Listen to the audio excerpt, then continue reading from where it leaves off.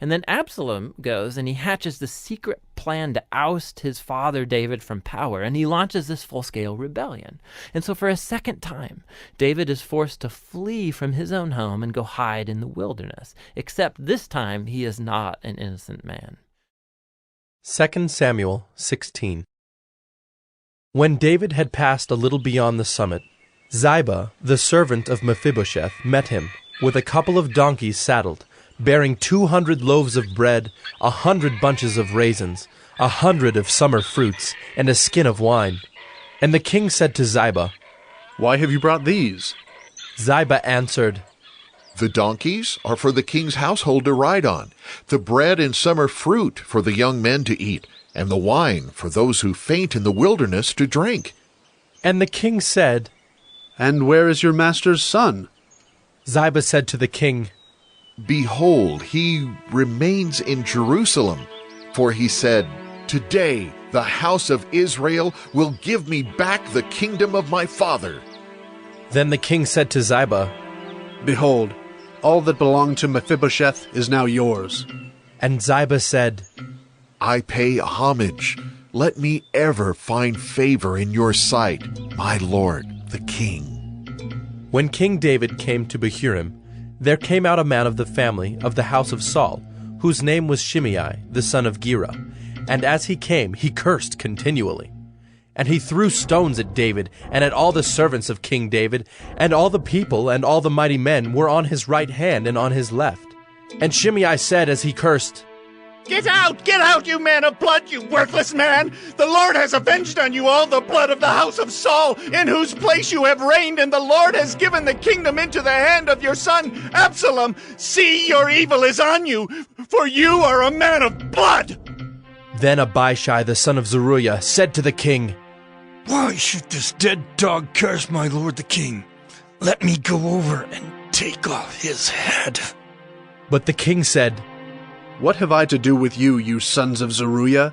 If he is cursing because the Lord has said to him, 'Curse David,' who then shall say, 'Why have you done so?'" And David said to Abishai and to all his servants, "Behold, my own son seeks my life. How much more now may this Benjaminite? Leave him alone, and let him curse, for the Lord has told him to. It may be that the Lord will look on the wrong done to me, and that the Lord will repay me with good for his cursing today." So David and his men went on the road, while Shimei went along on the hillside opposite him, and cursed as he went, and threw stones at him and flung dust. And the king and all the people who were with him arrived weary at the Jordan, and there he refreshed himself. Now Absalom and all the people, the men of Israel, came to Jerusalem, and Ahithophel with him. And when Hushai the Archite, David's friend, came to Absalom, Hushai said to Absalom, "Long live the king! Long live the king!" And Absalom said to Hushai, "Is this your loyalty to your friend? Why did you not go with your friend?" And Hushai said to Absalom, "No, for whom the Lord and this people and all the men of Israel have chosen, his I will be, and with him I will remain. And again, whom should I serve? Should it not be his son? As I have served your father, so I will serve you." Then Absalom said to Ahithophel, "Give your counsel, what shall we do?" Ahithophel said to Absalom, "Go into your father's concubines, whom he has left to keep the house, and all Israel will hear that you have made yourself a stench to your father, and the hands of all who are with you will be strengthened." So they pitched a tent for Absalom on the roof. And Absalom went into his father's concubines in the sight of all Israel. Now in those days the counsel that Ahithophel gave was as if one consulted the word of God. So was all the counsel of Ahithophel esteemed both by David and by Absalom.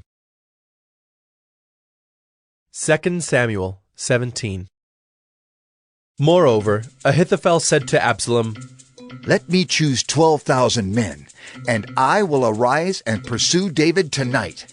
I will come upon him while he is weary and discouraged, and throw him into a panic. And all the people who are with him will flee. I will strike down only the king, and I will bring all the people back to you as a bride comes home to her husband. You seek the life of only one man, and all the people will be at peace." And the advice seemed right in the eyes of Absalom and all the elders of Israel. Then Absalom said, Call Hushai the Archite also, and let us hear what he has to say. And when Hushai came to Absalom, Absalom said to him, Thus has Ahithophel spoken. Shall we do as he says? If not, you speak. Then Hushai said to Absalom, "This time the counsel that Ahithophel has given is not good. Hushai said, You know that your father and his men are mighty men, and that they are enraged like a bear robbed of her cubs in the field. Besides, your father is expert in war. He will not spend the night with the people. Behold, even now he has hidden himself in one of the pits or in some other place.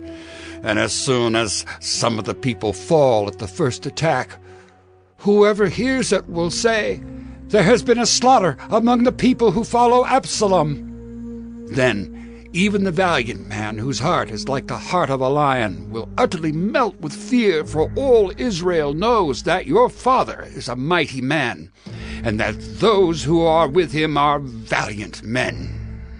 But my counsel is that all Israel be gathered to you, from Dan to Beersheba, as the sand by the sea for multitude, and that you go to battle in person. So we shall come upon him in some place where he is to be found, and we shall light upon him as the dew falls on the ground, and of him and all the men with him not one will be left. If he withdraws into a city, then all Israel will bring ropes to that city, and we shall drag it into the valley until not even a pebble is to be found there." And Absalom and all the men of Israel said, The counsel of Hushai the Archite is better than the counsel of Ahithophel. For the Lord had ordained to defeat the good counsel of Ahithophel, so that the Lord might bring harm upon Absalom.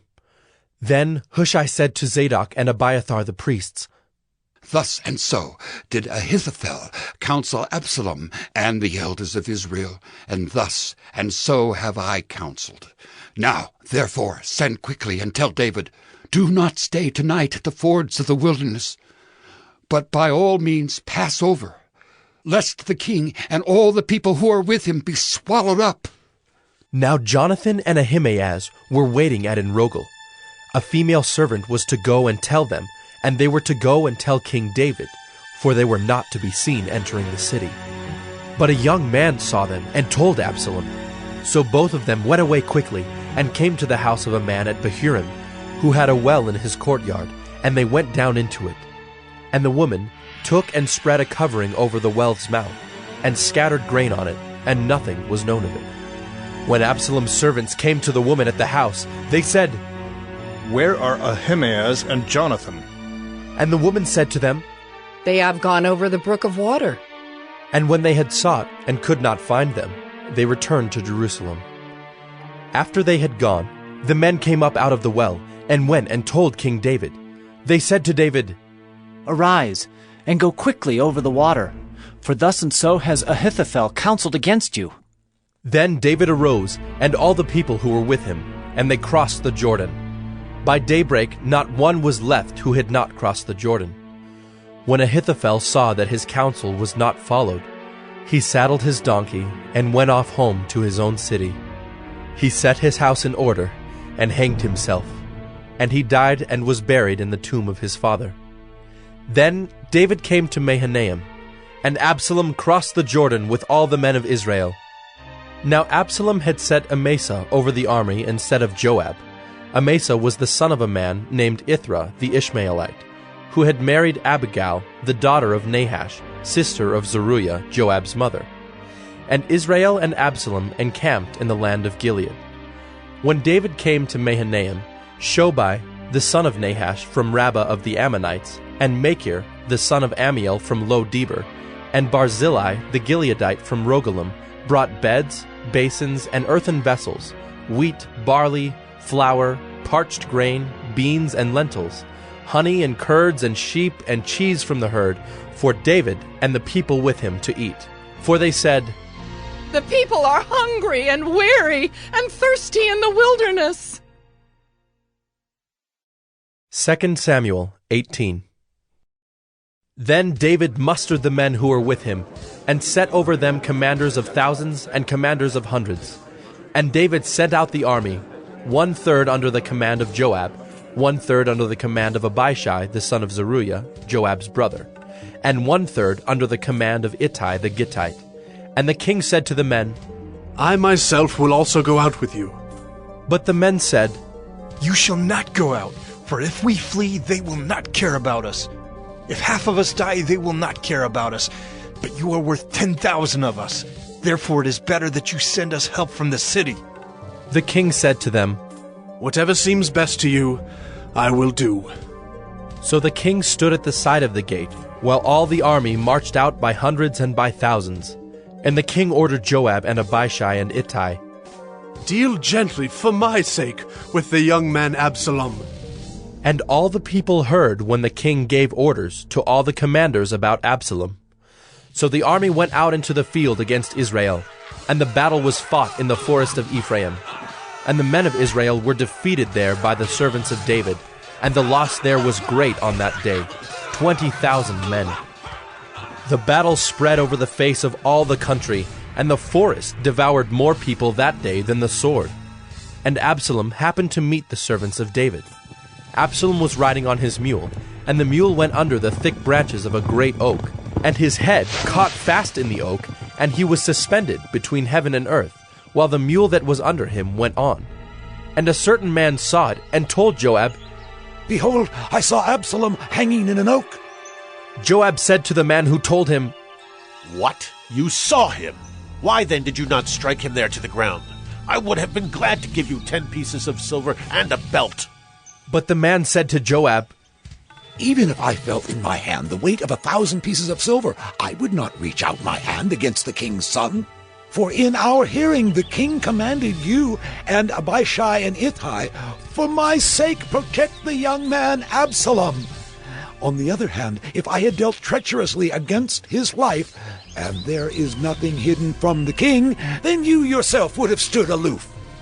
Joab said, I will not waste time like this with you. And he took 3 javelins in his hand, and thrust them into the heart of Absalom while he was still alive in the oak. And 10 young men, Joab's armor-bearers, surrounded Absalom and struck him and killed him. Then Joab blew the trumpet, and the troops came back from pursuing Israel, for Joab restrained them. And they took Absalom and threw him into a great pit in the forest, and raised over him a very great heap of stones. And all Israel fled, everyone to his own home. Now Absalom in his lifetime had taken and set up for himself the pillar that is in the king's valley, for he said, I have no son to keep my name in remembrance. He called the pillar after his own name, and it is called Absalom's monument to this day. Then Ahimaaz the son of Zadok said, Let me run and carry news to the king that the Lord has delivered him from the hand of his enemies. And Joab said to him, You are not to carry news today. You may carry news another day, but today you shall carry no news, because the king's son is dead. Then Joab said to the Cushite, Go, tell the king what you have seen. The Cushite bowed before Joab and ran. Then Ahimaaz the son of Zadok said again to Joab, Come what may, let me also run after the Cushite. And Joab said, Why will you run, my son, seeing that you will have no reward for the news? Come what may, he said, I will run. So he said to him, Run! Then Ahimaaz ran by the way of the plain, and outran the Cushite. Now David was sitting between the 2 gates, and the watchman went up to the roof of the gate by the wall. And when he lifted up his eyes and looked, he saw a man running alone. The watchman called out and told the king. And the king said, If he is alone, there is news in his mouth. And he drew nearer and nearer. The watchman saw another man running, and the watchman called to the gate and said, See, another man running alone. The king said, He also brings news. The watchman said, I think the running of the first is like the running of Ahimaaz, the son of Zadok. And the king said, He is a good man and comes with good news. Then Ahimaaz cried out to the king, All is well. and he bowed before the king with his face to the earth, and said, Blessed be the Lord your God, who has delivered up the men who raised their hand against my lord the king. And the king said, Is it well with the young man Absalom? Ahimaaz answered, When Joab sent the king's servant, your servant, I saw a great commotion, but I do not know what it was. And the king said, Turn aside and stand here. So he turned aside and stood still. And behold, the Cushite came, and the Cushite said, Good news for my lord the king, for the Lord has delivered you this day from the hand of all who rose up against you. The king said to the Cushite, Is it well with the young man Absalom? And the Cushite answered, May the enemies of my lord the king and all who rise up against you for evil be like that young man. And the king was deeply moved, and went up to the chamber over the gate, and wept.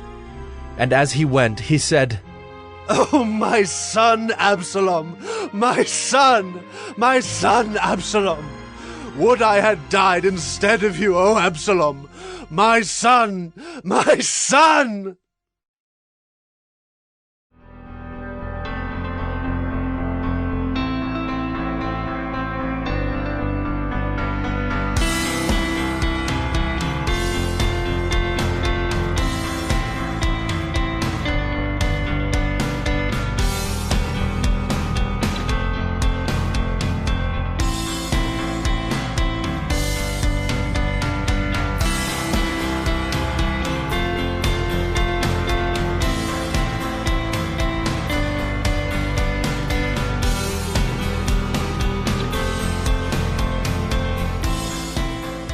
Welcome back to our channel, Juice and Toya. Welcome back to another video. So in today's video, we're gonna take you through a full body dumbbell workout. Yep. Now this is a workout you can follow along with us. So you're gonna wanna use a pair of dumbbells that's moderate to lightweight, because we're gonna do a lot of different exercises in this video. So for reference, I'm using a 20-pound set of dumbbells. And I'm using a 10-pound set of dumbbells. So the way we're gonna break this workout down, we're gonna do 6 lower, 6 upper, and 3 core exercises to finish it out. Yep. So we're gonna do each exercise for 45 seconds, and we're going to give you 15-second break in between, all right? And so in that 15 seconds, we're gonna show you what's next, the next exercise, and you can also use that time, grab a towel, grab a drink of water, or feel free to pause the video if you need a little bit longer break. So it is a follow along video. You can go at our pace and work with us, or feel free to take it up a notch, go at your pace a little quicker, or slow it down if you need to. So this is all done at your own pace. Exactly. So if you need a little warm up just to kind of warm your body up before we get started, go ahead and do that. Otherwise, we're gonna jump right into it. Let's get into it.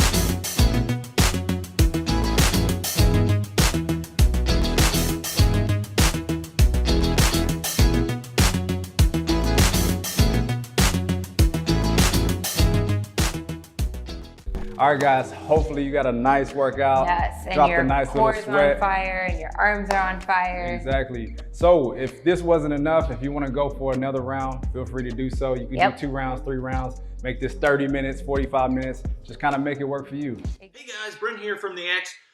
Thank you guys for watching our video. We hope this is helping you on your Bible goals and your other goals. And be sure to like and subscribe if you haven't already. And we look forward to seeing you tomorrow. Also, check those links in the description for all the other non-X material that came to make this video. Thank you guys again for watching, and hope you have a wonderful rest of your day, and see you tomorrow.